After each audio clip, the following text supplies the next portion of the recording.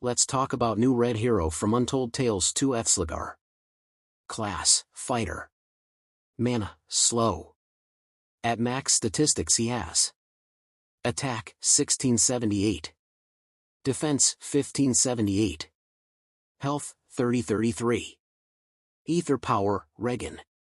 At the start of each battle, this hero regenerates 420 health over 6 turns.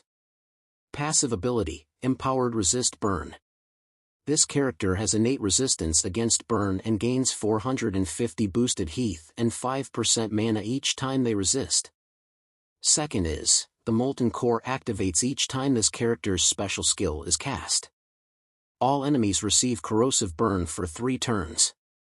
With fully charged Molten Core, the corrosive burn deals 286 burn damage, and lowers the target's defense by -10% each turn. The burn damage is scaled by the amount of charge in the core. All charge is exhausted when the core is activated. Special skill, Mana Immolation. Attacks the target with Firestorm Strike, dealing up to 3000 damage. Deals 40% more if the target is of the nature element. This special skill never misses its targets. All allies get plus 45% chance to dodge attacks and special skills for 4 turns. This character gets a Mark of Immolation for 3 turns.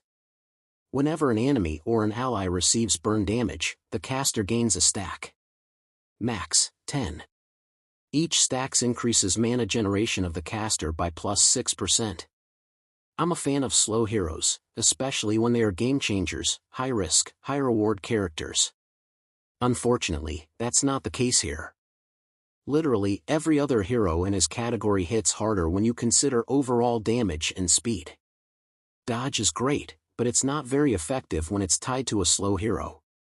The stacking mechanic would be nice if it worked like Fergus's passive, but here it's much more limited. Given his speed and the special reliance on burn, I can hardly imagine a situation where it would be truly rewarding. If the enemy has defensive buffs, then Aethslegaur's Firestorm will not bypass it. Regan from Untold Tales 2 has Firestorm, but she has a Dispel that she casts first, so the buffs are a non-issue because they are eliminated first.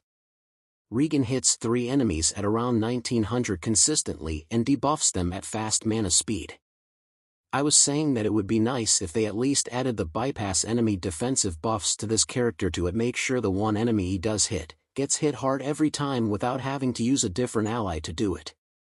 Strategy is important, of course, so why not use a hero that can do 2 things instead of 1? That's the best strategy. The dodge skill is pretty awesome, but that's about it. It's a shame, though, as his artwork is absolutely epic.